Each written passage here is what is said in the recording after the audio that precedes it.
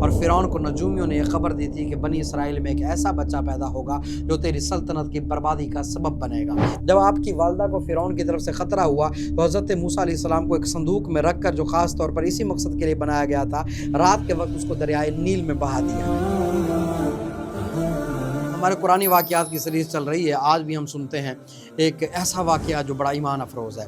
حضرت موسیٰ علیہ السلام، ان کے ابو کا نام تھا عمران، آپ ابراہیم علیہ السلام کی اولاد میں سے ہیں۔ حضرت موسیٰ علیہ السلام حضرت یوسف علیہ السلام کے وصال سے تقریباً 400 سال اور حضرت ابراہیم علیہ السلام سے 700 سال بعد پیدا ہوئے ہیں۔ یعنی ابراہیم علیہ السلام کی اولاد میں سے حضرت یوسف علیہ السلام، ان سے پھر حضرت موسیٰ علیہ السلام۔ اچھا، اب اس سے آگے چلیں، آپ نے تقریباً کوئی 120 سال عمر پائی ہے۔ آپ کی پیدائش کے وقت مصر پر فرعون کی حکومت تھی، اور فرعون کو نجومیوں نے یہ خبر دی تھی کہ بنی اسرائیل میں ایک ایسا بچہ پیدا ہوگا جو تیری سلطنت کی بربادی کا سبب بنے گا۔ اس لیے فرعون نے اپنی فوجوں کو یہ حکم دے دیا تھا کہ بنی اسرائیل میں جو بھی لڑکا پیدا ہو اس کو قتل کر دیا جائے۔ اسی مصیبت و آفت کے دور میں حضرت موسیٰ علیہ السلام پیدا ہو گئے۔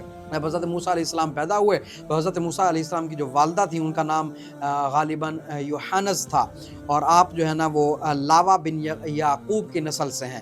اللہ پاک نے انہیں خواب یا فرشتے کے ذریعے یا ان کے دل میں الہام یا یہ بات ڈال کر الہام فرمایا کہ تم حضرت موسیٰ علیہ السلام کو دودھ پلاؤ، پھر جب تجھے اس بات کا خوف ہو کہ پڑوسی کو حضرت موسیٰ علیہ السلام کی پیدائش کا علم ہو گیا ہے اور وہ فرعون کو اس بات کی اطلاع دے دیں گے اور فرعون اس بچے کو قتل کرنے کے در پہ ہو جائے گا، تو بے خوف و خطر اسے مصر کے دریائے نیل میں ڈال دو، اور اس کے غرق ہو جانے اور ہلاک ہو جانے کا خطرہ اور اس کی جدائی کا غم نہیں کرنا، ٹینشن نہیں لینا، کیونکہ بے شک ہم اسے تیری طرف پھیر لائیں گے اور اسے رسولوں میں سے بنائیں گے۔ تو بہرحال آپ رضی اللہ تعالی عنہ چند روز حضرت موسیٰ علیہ السلام کو دودھ پلاتی رہیں۔ اس عرصے میں نہ آپ روتے تھے، نہ ان کی گود میں کوئی حرکت کرتے تھے، اور نہ آپ علیہ السلام کی بہن کے سوا اور کسی کو آپ کی پیدائش کی خبر تھی۔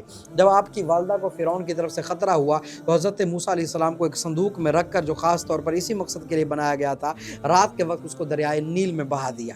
اتفاقاً دریا سے نکل کر ایک نہر فرعون کے محل کے نیچے بہتی تھی۔ یہ صندوق دریائے نیل سے بہتے ہوئے نہر میں چلا گیا۔ اتفاق سے فرعون اور اس کی بیوی آسیہ دونوں محل میں بیٹھے ہوئے نہر کا نظارہ کر رہے تھے۔ جب ان دونوں نے صندوق کو دیکھا تو خدام کو حکم دیا کہ اس صندوق کو نکال کر محل میں لے آئیں۔ جب صندوق کو کھولا گیا تو اس میں سے ایک نہایت خوبصورت بچہ نکلا، جس کے چہرے پر حسن و جمال کے ساتھ ساتھ انوار نبوت کی تجلیات بھی چمک رہی تھیں۔